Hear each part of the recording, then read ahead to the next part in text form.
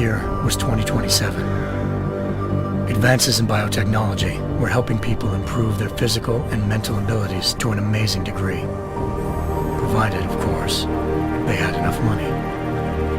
A new breed of people was emerging, half human, half machine. And in Detroit, at least, not everyone was happy to see it. I'd just landed a job as head of security at Sarif Industries, a cutting-edge biotech firm. David Sarif himself handpicked me for the job, said he needed me to keep his people safe. My ex, Megan Reed, was one of them. Brilliant neuroscientist, Megan had found a way to make augmentation safe and affordable for everyone. All she had to do was present her research to Congress. But the night before her big meeting, my security measures failed.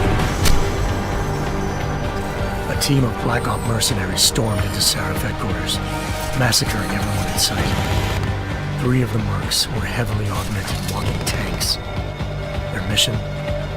Take out Megan and her team. I tried to stop them, but their leader tossed me through a plate glass wall. Last thing I heard as his bullets slammed into my brain was Megan's dying scream. I should have died with her. Only I didn't. High-end military-grade enhancements saved my life. The best augmentation Sarif's money could buy. It took me half a year to get a feel for her. Should have taken longer. But 6 months into my recovery, Sarif Industries was attacked again. This time, by a radical group of pro-human purists. Violent, militant, and fanatically opposed to human augmentation. They claimed to be members of Humanity Front, a non-profit organization that wanted the UN to limit biotechnology research. The thugs broke into Sarif's factory and found machinists working overtime on a top-secret military augment called the Typhoon. Sarif sent me to retrieve it, and when I did, I found one of the so-called purists next to it, wired with cerebral implants, trying to download its classified specs. Obviously, something more was going on. The AUG killed himself before I could question him. Sarif ordered me to dig deeper, so with the help of Frank Pritchard, Sarif's head of cybersecurity, I did. Turns out a second hacker had been controlling the AUG's actions from somewhere off-site. Pritchard and I tracked his signal to a secret FEMA internment camp in Detroit. The Black Op mercenaries were there. The same mercs who'd left me for dead 6 months before. Figured they'd try again when they saw me. It wasn't so easy for them this time. I took out the tank named Barrett, even got him to give me a new lead. A penthouse apartment in China. Of course, we both knew it would be a trap in the end.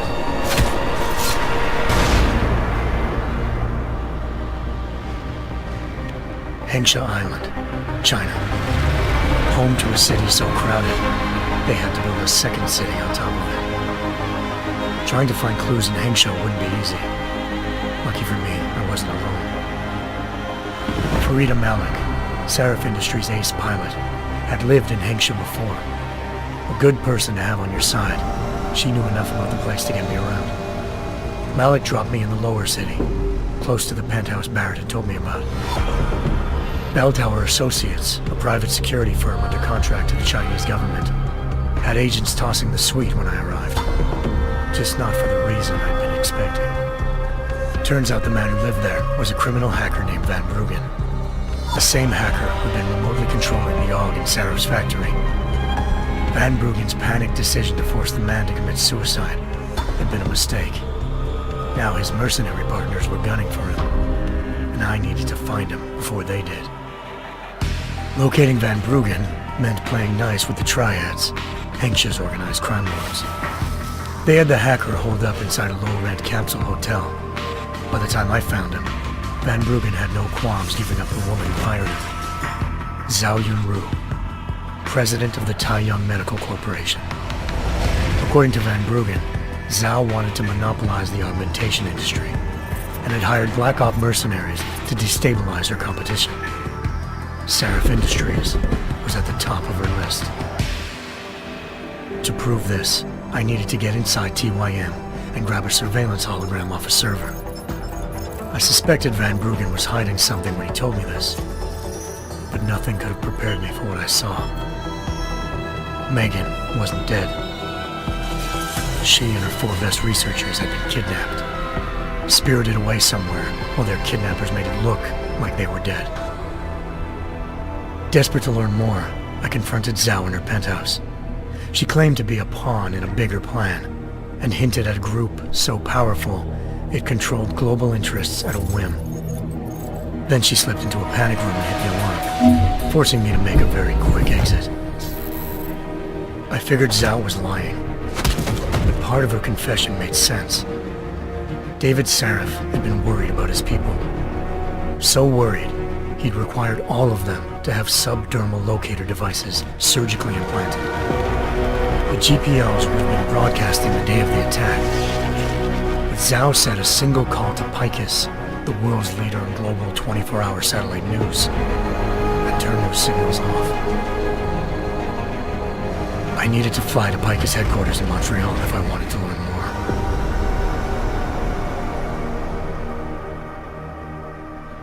more. Eliza Cassan, Picus Communications' First Lady of News. Malik thought I was reaching when I told her Eliza was involved in this. The world's most famous news anchor, working with a mercenary hit squad. But when I confronted Cassan in her office, she freely admitted to jamming Detroit's satellites the night Megan's team had been taken. Said she's just been following her commands. I suspected she wanted to say more. But Black Op mercenaries showed up looking to shut us both down. And just like that, the Eliza I'd been talking to disappeared.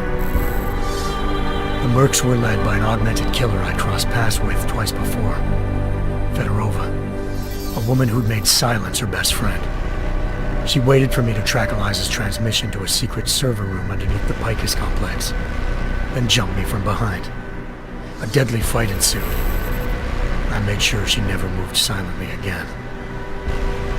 With Fedorova down and no one left to keep Eliza quiet, she reappeared. Turns out Picus's First Lady of News wasn't a lady at all. She was a sophisticated AI program, engineered to monitor data streams and control what people believed.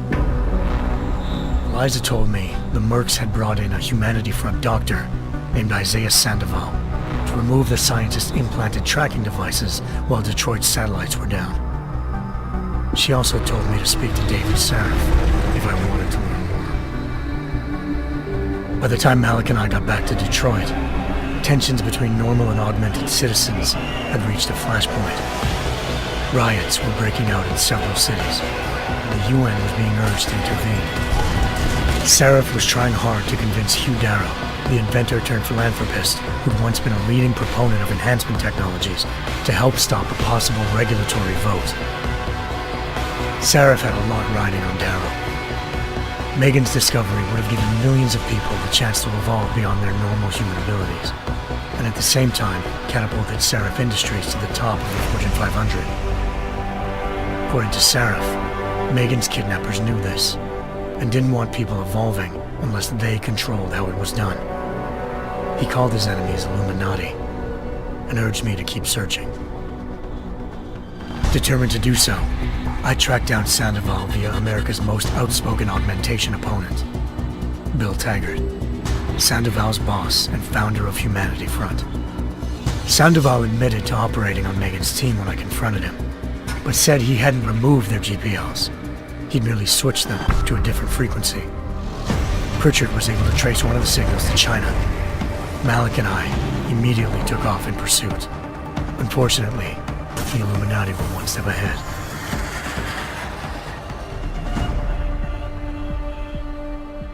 Ambushed. Shot out of the sky by Bell Tower Associates, seconds after entering Hengsha's airspace. Malik's piloting skills saved me. After a tense and bitter struggle, I escaped into Lower Hengsha.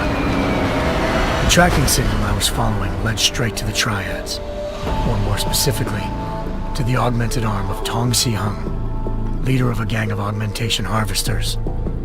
Tong said they'd taken the arm off a corpse, which Bell Tower had left at their door, meaning at least one of Sarif's scientists was dead. Maybe not the rest of them, though. Tong pointed me to a port used for human trafficking and helped me slip aboard a bell tower ship. It was sailing to Rifleman Bank Station, a military base in the South China Sea. Bell Tower was holding kidnapped civilians as prisoners there, and using them to perfect the Hyron Project, a human-computer interface that left most of its test subjects dead.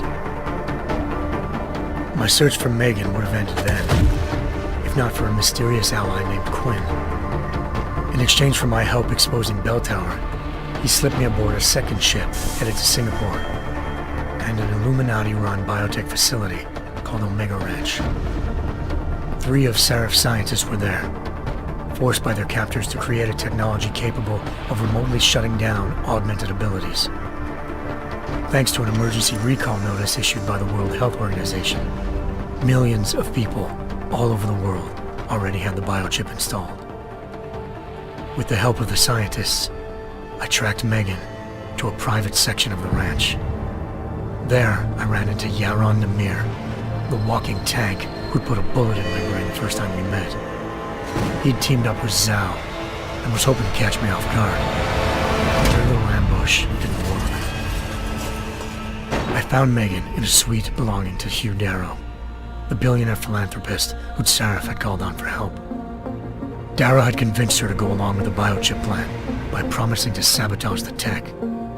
As she was explaining this, Darrow appeared in a global broadcast, telling the world that augmentations would be the death of mankind. Then he activated the biochips to prove his point. All over the world, augmented people flew into a killing frenzy. Darrow had betrayed everyone, and it was up to me to set things right. To do it, I had to reach Panchaea, a massive installation in the Arctic Ocean. As I raced through corridors built by an all-augmented workforce, I saw death and destruction firsthand. By the time I shut down Darrow's broadcast, I knew the damage he'd done. Still, humanity's future remained unclear. How would the world react to this sabotage? Would people ever regain their faith in augmentations again? What would be the Illuminati's next move? Only time could give us the answers.